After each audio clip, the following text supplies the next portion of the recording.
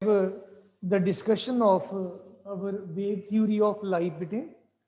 According to this wave theory of light bete, we were to have furthermore beta discussion of the new concepts in comparison to our ray optics. Here we might be dealing with the term beta wave front. This is very important term beta. We have with us wave front. The wave front beta basically, imagine once that we have a source of light and the light is being emitted continuously by this source of light. When the light, it is having the same medium round about the source of the ray of light or simply the source of light beta, then the light, it will be traveling with the same speed in all the possible directions, and as a result of that, the particles of the medium, they will be experiencing that ray or the disturbance equally and at the same time. I mean to say that if here I have some source of light, say we have monochromatic source of light, and it will be emitting the light rays in all the directions beta. And if we count that after small t time, we are to find out the particular light wavefront at any particular point, then you may be having this whole medium round about this source of light. The disturbance, it will be reaching at equal distances from the source of light in all the possible directions बेटे. सो ये जो disturbance आपका बेटे reach हुआ है, इसी disturbance को बेटे हम वेव फ्रंट कहा करते हैं. सो वंस अगेन बेटे वेव फ्रंट किस चीज को बोलेंगे? वेव फ्रंट बेसिकली आपका सोर्स ऑफ लाइट से बेटा टी टाइम के बाद लिया गया डिस्टेंस है, जिस डिस्टेंस पे आपका जो लाइट है वो लाइट का या डिस्टर्बेंस का जो टी टाइम के बाद रीच कर जाना जो है वो पॉसिबल हो पाएगा. लेकिन अगर हम साइंटिफिकली बात करें, जो वेव फ्रंट है बेटा, this is the continuous locus of all the points of the medium which are vibrating in the same phase. Imagine this ray of light, it is reaching after time t at this point, and after time t at this point, and after time t at these all indicated points. So it will be the clear cut picture then that this distance is equal to ct, this distance will also be ct, it will be ct, and it will be ct. So we have drawn the continuous locus of all these particles. So ये जो continuous locus बन गया है आपका, this we call as wavefront. Suppose I want some additional increment in this time interval t, that I want to have the location of the wavefront after time t plus dt, maybe a small increment, then the wavefront will be progressing in the forward direction in this manner. So this will be the new wavefront. And beta, the original wavefront, as we already have discussed, this will be acting as the primary wavefront for this new wavefront. And the new wavefront which is being now formed, we may term it as the secondary wavefront. If we want the wavefront at a still later time, then beta, we will say that we can draw the wavefront corresponding to this after another small incremental time, and that will give you the still new wavefront. And for this new wavefront beta, this will be the primary wavefront, this will become secondary. I mean to say that beta, every existing wavefront, it will behave like primary wavefront for the new wavefront to come, or the new wavefront which we are receiving as such, that we call as the secondary wavefront beta. Now in this case beta, we are to keep one thing in mind always, that we always take the case of the forward wavefronts, backward wavefronts are generally not taken beta. This is just because of the obliquity factor beta. Obliquity factor. And obliquity factor we have discussed to be equal to 1 upon 2, 1 plus cos of angle theta into the intensity of the light I as such. Now बेटे imagine करिए ये आपका source of light है, this is the ray of light travelling in the outward direction and this is the wave front which we are talking about. Now आपका जो wave front है और जो रे ऑफ लाइट है बेटा, ये दोनों एक दूसरे के पैरेलल हैं, इनके बीच में एंगल 0 डिग्री का एंगल जो है इन दोनों के बीच में बन रहा है. और उस केस में ऑब्लिक्विटी फैक्टर आपको इंटेंसिटी जो दे रहा है बेटा, इंटेंसिटी के लिए ये रिस्पॉन्सिबल होता है. It will be equal to I nought peak value of intensity into 1/2, वो मैंने ऑलरेडी लिख दिया है, 1 plus cos of angle 0. Cos 0 will be 1. It will be I nought upon 2 into 2. This is getting cancelled और आपका intensity बेटे full रहेगा. अगर हम बैकवर्ड वेव फ्रंट्स बेटे कंसिडर करें, इमेजिन कर लीजिए इन दैट केस आपका जो रे ऑफ लाइट है it is progressing in this direction, लेकिन वेव फ्रंट आप इस तरफ ले रहे हो, बैकवर्ड डायरेक्शन में ले रहे हो, देन बेटे एंगल इनके बीच में 180 डिग्री का बनेगा और आपका जो इंटेंसिटी होगा at any instant of time it will be I nought into 1 I nought by 2 1 plus cos of angle theta के accordingly it will be I naught by 2 1 cos 180 degree. ये बेटे आपको -1 दे देगा. I naught upon 2 1 will be 0 और backward direction में आपका intensity of light होगा ही नहीं. So this is the scientific reason that why do we take always the forward wave fronts and not the wave fronts which are in the backward direction as such. मैं briefly बेटे एक बार फिर से steps repeat कर देता हूं. Revise कर रहे हैं हम सारा, इसलिए मैं यहाँ पे ये डेफिनेशन वगैरह डिटेल में नहीं लिख रहा हूँ बेटा. वेव थ्योरी ऑफ लाइट में हमारा बेसिक कंसेप्ट वेव फ्रंट का है. वेव फ्रंट बेटा चीज क्या है? आप एक सोर्स ऑफ लाइट इमेजिन कर लीजिए. उस सोर्स ऑफ लाइट से स्टार्ट करके with the speed of light c t time के बाद डिस्टेंस बनाकर उसका कॉन्टिन्यूस आप लोकस ड्रॉ कर लीजिए. अगर पॉइंट सोर्स है तो वो जो आपका कॉन्टिन्यूस लोकस बन जाएगा that will just look like this बेटा. This we will be calling as the wave front. And scientifically speaking बेटा जो वेव फ्रंट है आपका बेटा, this is defined as the continuous locus of all the particles of the medium which are vibrating in the same phase in relation to the source of light बेटा. अब बेटे जो ये वाला आपका वेव फ्रंट था बिल्कुल फर्स्ट आपने बनाया था, ये अगले वाले वेव फ्रंट के लिए as a primary wave front act करेगा. और जो नेक्स्ट वाला वेव फ्रंट होगा ये वाला जिसकी हम बात कर रहे थे, this will be the secondary wave front. और अगर आप स्टिल और टाइम इंटरवल के बाद वेव फ्रंट देखना चाहते हैं उसके लिए this will behave like the primary wave front और आगे वाला जो नेक्स्ट वाला होगा that we will treat as the secondary wave front बेटा. So this is how the wavefronts propagate all with the speed of light. Furthermore, over here we take into account the obliquity factor which guides us that how we are to talk in terms of intensity beta. Obliquity factor basically relates the intensity, instantaneous value of the intensity I. This is equal to, I should have written I over here. This is equal to beta I is I naught upon 2 1 plus cos of angle theta. लेकिन जब आपके दोनों same direction में है theta will be 0, cos 0 आपको 1 दे देगा और आपका इंस्टेंटेनियस वैल्यू जो होगा it will be equal to the maximum value of the intensity of light. लेकिन जब हम बेटे बैकवर्ड वेव फ्रंट की बात करेंगे, ये आपका रे ऑफ लाइट है, वेव फ्रंट आपने बैकवर्ड डायरेक्शन वाला कंसिडर किया, इन दैट केस दोनों में एंगल 180 का रहेगा और cos 180 आपको -1 दे देगा और आप 0 लाइट की इंटेंसिटी बैकवर्ड डायरेक्शन में ऑब्टेन करेंगे. So this is a basic reason that why don't we take into account the backward wave fronts और why do we take into account only the forward wave fronts बेटा. So dear all, with this मैं छोटा सा बेटे 2 minute में आपको और guide करूंगा.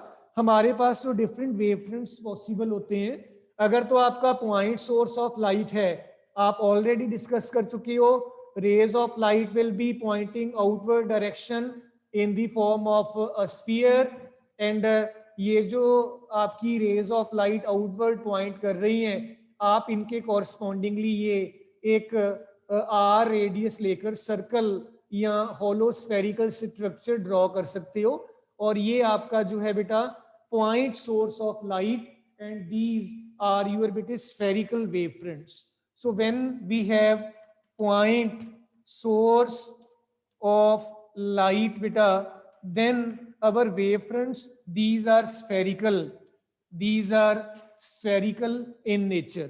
Keep always this thing in mind. Secondly beta, अगर आपके पास जो सोर्स ऑफ लाइट है वो लीनियर है, लाइन सोर्स है, इमेजिन कर लीजिए you have this line source of light. in this case we will be drawing a cylindrical surface as we were drawing in the case of Gauss's theorem in the very first chapter. Then आपका जो wave front होगा it will be having cylindrical shape. तो अगर आपका जो source of light है this is bit a line source, then what will happen, our wave fronts these will be in the form of cylinder, cylindrical wave fronts आपको obtain हो जाएंगी। अगर आप नेक्स्ट वेव फ्रंट्स ड्रॉ करना चाहते हो, आप ज्यादा बड़े रेडियस का वेव फ्रंट ड्रॉ कर लीजिए, सिलेंडर ड्रॉ कर लीजिए, you will get the new wave front. कई बार ऐसे होता है कि आपका सोर्स ऑफ लाइट जो है that is at a very very very very far off place. उस केस में बेटा आपका जो ये वेव फ्रंट है it is probably the plane wave front बेटे। कई बार हम अपना जो लाइट सोर्स है इसको बहुत ही ज्यादा दूर ले लेते हैं, और उस केस में जब आपका लाइट सोर्स बहुत ज्यादा दूर चला गया है, आपका जो वेव फ्रंट है these are the rays of light, आपके पास प्लेन वेव फ्रंट आ जाएगा when the source of light is very very very far off. In different types के बिना हमारे पास बेटा converging and diverging wave fronts भी होते हैं, और हम बेटा हमारे जो प्लेन वेव फ्रंट्स हैं इनकी भी डिस्कशन कर सकते हैं। So I will take one more minute. अगर आपके पास रेज ऑफ लाइट बेटा इस तरीके से प्रोपेगेट कर रही हैं, these are the rays of light, तो आपका जो वेव फ्रंट है that will be perpendicular to this these rays of light rather, so this is the plane wave front and these are the rays of light बेटे। और अगर आपके पास बेटा source of light से लाइट अमिट हो रही है, सो ये आपका बेटा डाइवर्जिंग वेव फ्रंट्स आपको मिल जाएंगे। This is the source of light, ये रेज ऑफ लाइट आपकी प्रोपेगेट कर रही हैं, और ये डाइवर्जिंग वेव फ्रंट्स हैं, डाइवर्जिंग वेव फ्रंट्स। और अगर किसी पॉइंट पे लाइट जो है वो कलेक्ट हो रही है, then rays of light are entering at this particular point, और as a result of that बेटा आपका जो वेव फ्रंट होगा that will be converging wave front बेटा। याद रखिएगा बेटा converging and diverging wave fronts आप कब ऑब्टेन करेंगे, जब आपने सोर्स ऑफ लाइट रखा हुआ है और उससे लाइट अमिट हो रही है तो वेव फ्रंट्स आपके कन्वर्जिंग होंगे। जब आप लाइट को एक पॉइंट पे फोकस कर रहे हो then you will be getting the converging wave fronts. मैं रिपीट कर दूं बेटा, जब आपकी रेज ऑफ लाइट बेटा पैरेलल जा रही हैं we obtain plane wave fronts, जब आपकी रेज ऑफ लाइट डाइवर्ज कर रही हैं पॉइंट सोर्स ऑफ लाइट से we get diverging wave front as indicated. और अगर आप अपनी रेज ऑफ लाइट को किसी पॉइंट पे फोकस कर रहे हो you will get the converging wave fronts as such बेटा। सो बेटे इस कंसेप्ट के साथ मैं बेटे अब और ज्यादा टाइम ना लेते हुए बेटा डायरेक्टली फोकस करूंगा reflection on the basis of बेटा wave theory, how we can complete this discussion. Before that बेटे दक्ष बेटा any point to be rediscussed? Daksh no sir. सारा क्लियर है बेटा? हाँ जी sir. Nikhil Bhavneet, Nikhil Bhavneet, no sir. Everything clear? Yes sir. और मिहिर मयंक बेटा, मिहिर यस सर। बेटे चलें आगे। हाँ जी सर। बेटे डियर ऑल, जैसे हम ऑलरेडी काम करते रहे हैं थ्रू आउट द ईयर, मैं आपको ये दो चीजें जो हैं जरूर कहूंगा मेरे साथ साथ रे डायग्राम बनाकर करके देख लीजिए, बिकॉज कई बार रे डायग्राम में और अदरवाइज मैथमेटिकल जो डेरिवेशन पार्ट्स हैं यहाँ पे थोड़ा बहुत गलती के चांसेस बने रहते हैं। So let us first of all have beta reflection on the basis of wave theory beta. Wave theory के बेसिस पे हम रिफ्लेक्शन ऑफ लाइट को बेटा कैसे इंडिकेट कर सकते हैं? इसमें बेटे ज्यादा इंपॉर्टेंट आपका रे डायग्राम है. अगर आपका रे डायग्राम करेक्ट है तो आपको कोई रोक नहीं सकता फुल मार्क्स लेने से.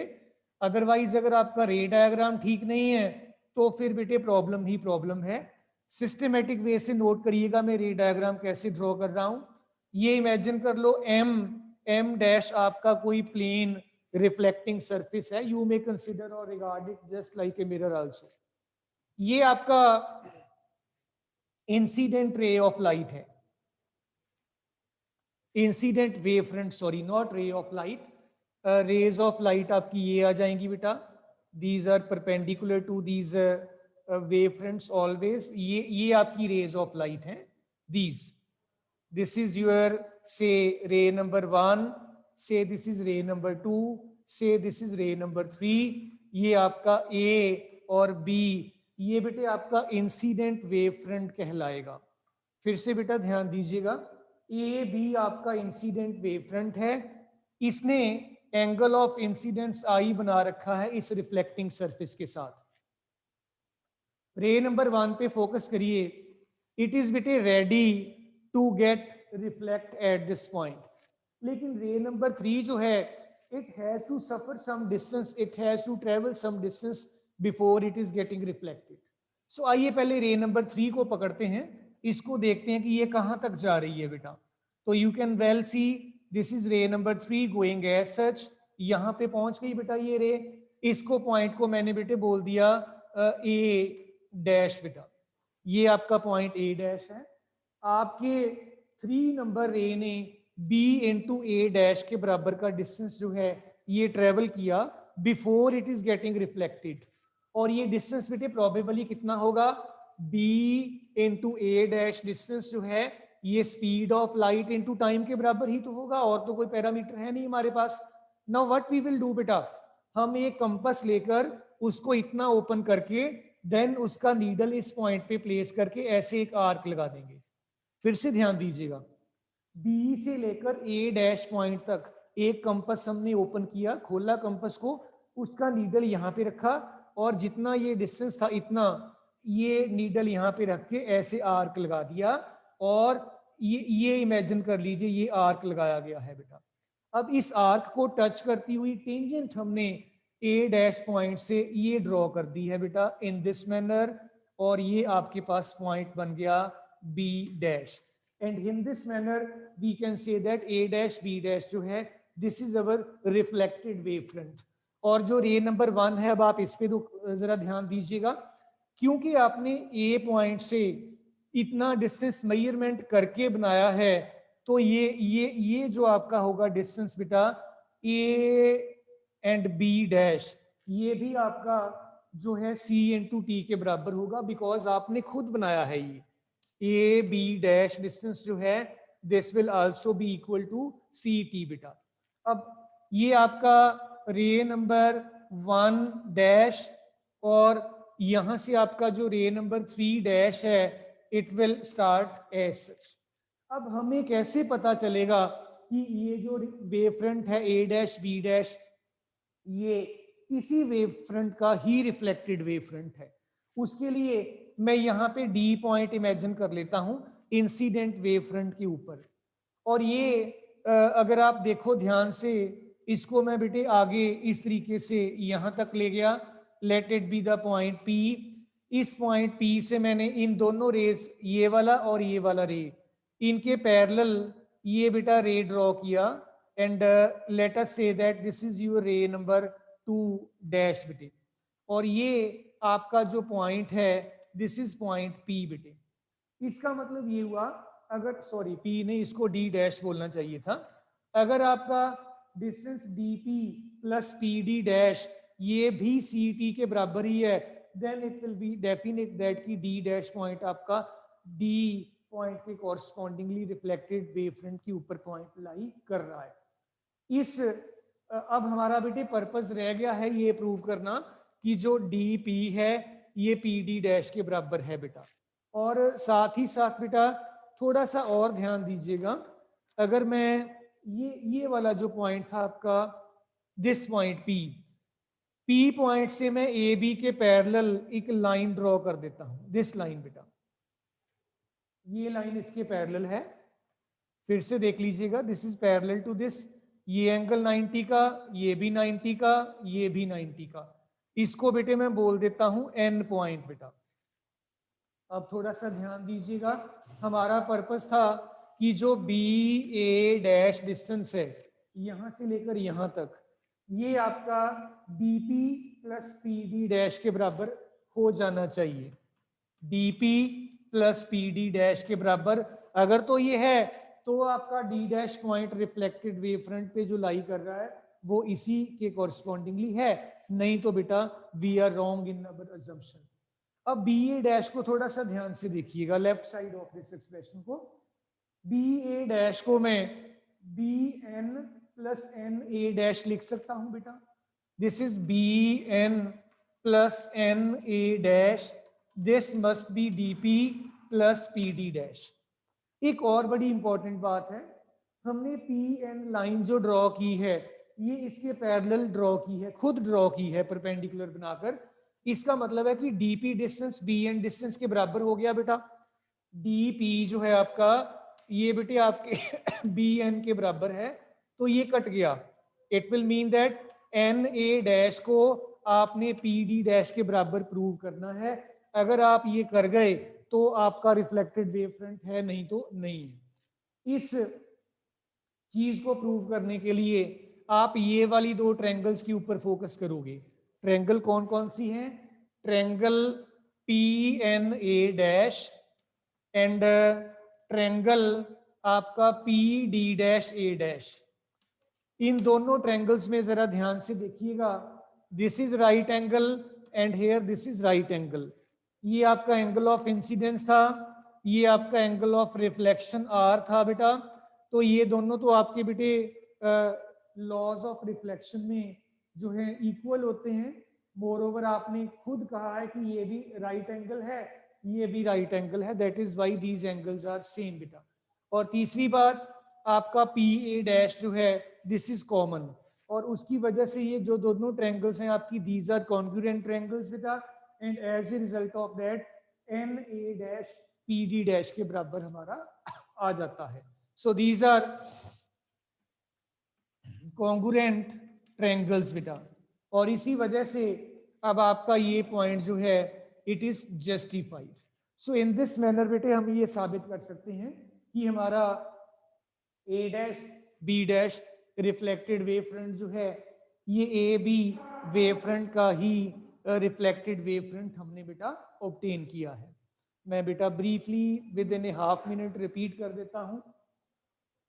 ए B incident wave front, A dash B dash reflected wave front, B से लेकर ए डैश तक सी इंटू टी के बराबर डिस्टेंस, ए से लेकर बी डैश तक आपने खुद मेजरमेंट करके बनाया सी इंटू टी के बराबर का डिस्टेंस, ए बी के पैरेलल ये लाइन आपने ड्रॉ किया, डी पॉइंट आपने इसके ऊपर कोई चूज किया, कॉरस्पॉन्डिंग पॉइंट डी डैश आपका रिफ्लेक्टेड वेव फ्रंट पे आ गया। अगर मैं बड़ी वाली ट्रायंगल्स देखूं, ये आपका राइट एंगल, ये आपका राइट एंगल, ये आपका कॉमन साइड आ गया बेटा, और तीसरी बात ये एंगल आई, ये एंगल आर, ये दोनों बड़ी वाली ट्रायंगल्स आपकी सिमिलर या कॉन्ग्रुएंट ट्रायंगल्स, आप ज्यादा इसको कॉन्ग्रुएंट ही बोलते हो, तो ये कॉन्ग्रुएंट ट्रायंगल्स हैं। As a result of that बेटा आपका ये और ये साइड्स आपकी जो है इक्वल हैं, और आप ये कह सकते हैं कि ये इसका रिफ्लेक्टेड वेव फ्रंट है। और इसको कंफर्म करने के लिए we consider the point D on the incident wave front बेटा, और आप अब ये प्रूव कर दोगे ये डिस्टेंस प्लस ये डिस्टेंस आपका बी इंटू ए डैश के बराबर है। बी इंटू ए डैश को हमने बेटे रीराइट किया इस फॉर्म में, एंड अल्टीमेटली हमने इस चीज को ये छोटी ट्रायंगल्स को कॉन्ग्रुएंट करके बेटा प्रूव कर दिया। सो अवनीत बेटा, any doubt so far? Avneet No, sir. Bhavneet, Bhavneet बेटा, Yes, sir. ऑल क्लियर और not? Yes, sir. Clear. Deepika, Yes, Deepika, sir. हाँ जी बेटे, साथ साथ कर रहे हो काम? Yes, sir. पेपर होने हैं आपके, don't take it lightly. Yes, Yes, sir. Okay जी, ओके, ठीक है, करते रहो काम। Very good, very nice. आइए बेटे, हमारा जो इससे भी इंपॉर्टेंट टॉपिक है दैट इज रिफ्रैक्शन नाउ बेटा। Refraction on the basis of wave theory बेटा। रिफ्लेक्शन आपने फिनिश किया, now the turn for refraction of light बेटा। इमेजिन करिए बेटे, डायग्राम पार्ट पे फिर से फोकस करिएगा ध्यान से। दिस इज की पॉइंट ओवर हियर। ये इमेजिन कर लो आपके पास एक बाउंड्री दो डिफरेंट मीडिया को सेपरेट कर रही है, और ये जो मीडियम नंबर 1 है, ये मीडियम नंबर 2 है, इसमें स्पीड ऑफ लाइट c1 है, इसमें स्पीड ऑफ लाइट c2 है, may be a little bit change is there. और आपने ये एक इंसिडेंट वेव फ्रंट यहां पे इमेजिन किया। Late it be your A point, let it be your B point, and let us imagine this is angle of incidence corresponding to this wave front beta। अब आप इस wave front के correspondingly rays of light भी draw कर लीजिए। this is one ray of light, this is another ray of light, and here it is still another ray of light at point B beta। आप इसको रे number 1, इसको रे number 2, इसको रे नंबर 3 बोल सकते हो। और ये रे देखो, जो 3 नंबर रे है, ये बेटे ए डैश पॉइंट तक ट्रेवल कर रही है before entering into the new medium. लेकिन ये जो रे है, ये न्यू मीडियम में एंटर करने के लिए बिल्कुल रेडी है। तो यहाँ पे बी ए डैश डिस्टेंस जो है, ध्यान से देखिएगा, this is equal to c1 into T के बराबर है, because speed of light is c1 in this medium and t is the time we are taking into account. अब टाइम तो आपने खुद मेजरमेंट किया है, स्पीड ऑफ लाइट आपको पता है कितनी है इस मीडियम में, रिफ्रैक्टिव इंडेक्स पता होगा तो स्पीड निकल जाएगी। और अब इस मीडियम की बात करें, अगर उतने ही टाइम में इस मीडियम में डिस्टेंस ट्रेवल कितना होगा, उसके लिए आप उतने टाइम को c2 स्पीड से मल्टीप्लाई कर दो। टाइम आपने t ले लिया, इतना ही ले लिया, स्पीड आपने c2 कंसीडर किया, now you multiply c2 with t, और अपना कंपास उतना ओपन करके यहाँ पे एक आर्क ऐसे ड्रॉ कर लीजिए, and imagine that here lies your arc, this is as such बेटे। इस आर्क को अब आप टेंजेंट ड्रॉ कर दीजिए, this is the tangent to this arc से, and say this is your point B dash, ये वाला पॉइंट बोल दीजिए। और ये आपका बेटा अब आ जाएगा जी refracted ray corresponding to 1, I will be calling it as 1 dash. और यहां से जो रिफ्रैक्टेड रे है, it will be going like this, let it be 3 dash, और ये रे आपका यहां पे आएगा फर्स्ट, देन यहां से इसका रिफ्रैक्शन स्टार्ट होगा, and it will be moving like this, we may call it dash 2 dash. ये पॉइंट डी मारा हमने, ये पी, ये डी डैश, बिल्कुल वैसे ही जैसे रिफ्लेक्शन में किया था। और पी पॉइंट से हमने एक नॉर्मल ड्रॉ किया, इसको हमने एन पॉइंट बोल दिया, ये पी एन आपके ए बी के पैरेलल है। और बच्चों ये आपका एंगल ऑफ रिफ्रैक्शन आर है।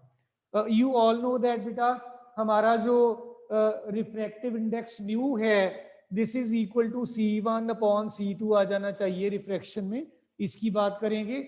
बट बिफोर दैट बेटा, आपका time taken B A dash distance है, इसको c1 से डिवाइड कर दो। ध्यान से देखिएगा, B A dash divided by बेटा यूर c1, ये आपको टाइम दे देगा जो आपका रे नंबर 3 पहले मीडियम में ले रहा है up to this point reach करने के लिए।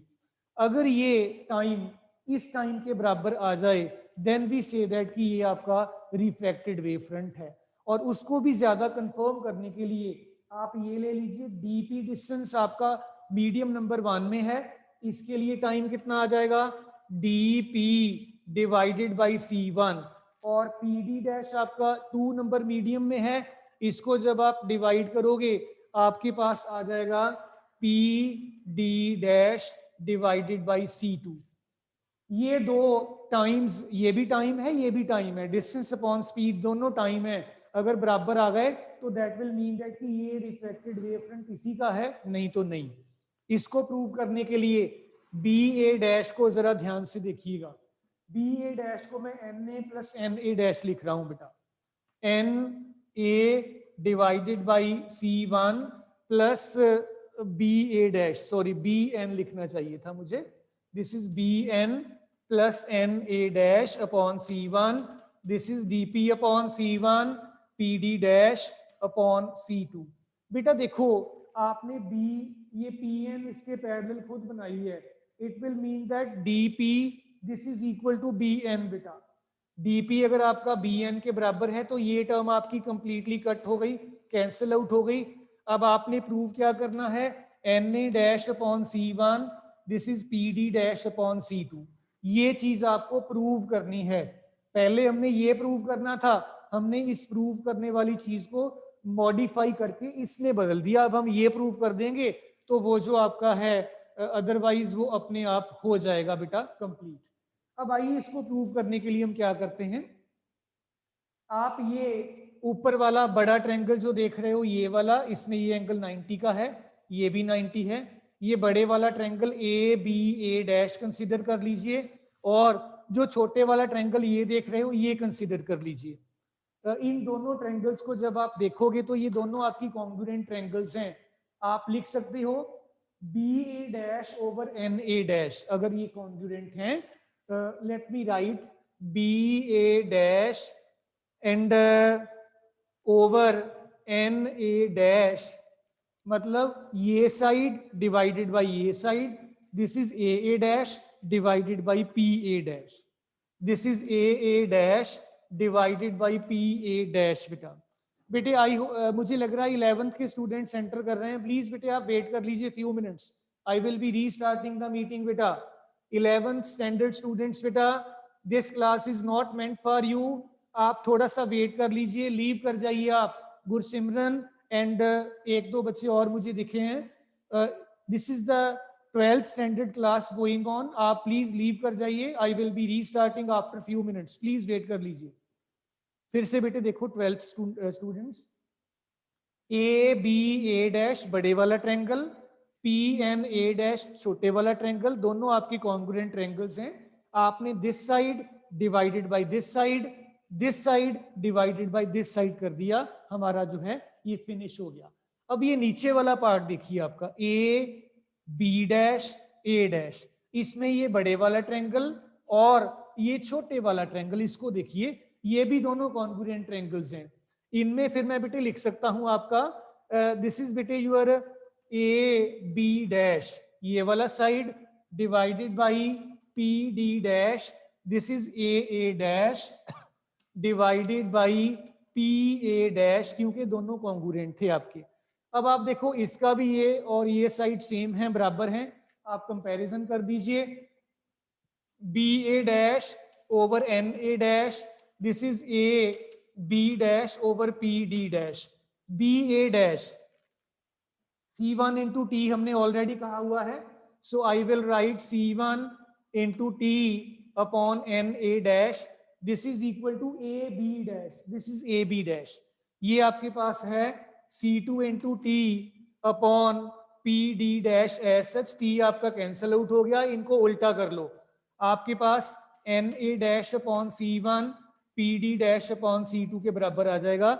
और बच्चों आप देख सकते हो यही चीज हमने बेटा प्रूव करनी थी। सेकेंडली हमने स्नेल्स लॉ बेटे प्रूव करना था ये वाला, तो आप रिफ्रैक्टिव इंडेक्स का बेटा फॉर्मूला यूज कर लीजिए डायरेक्टली।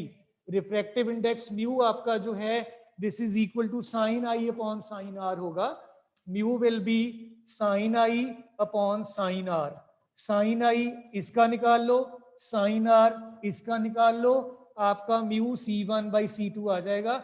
ये स्टेप करके जरूर देख लेना, I have got no time with me बेटे now. So dear children, in this manner आपका रिफ्लेक्शन और रिफ्रैक्शन कंप्लीट हो जाता है बेटा। आई होप आप कर लोगे, अब इसको कंप्लीट फिनिश कर लोगे। दक्ष बेटा बताइए, शुड आई लीव नाउ? बेटे Daksh, Yes, sir. You can. Okay बेटे, thank you, so nice of you बेटा, काम Thank करते you, sir. रहिए। ओके बेटे, best of luck from my side to you.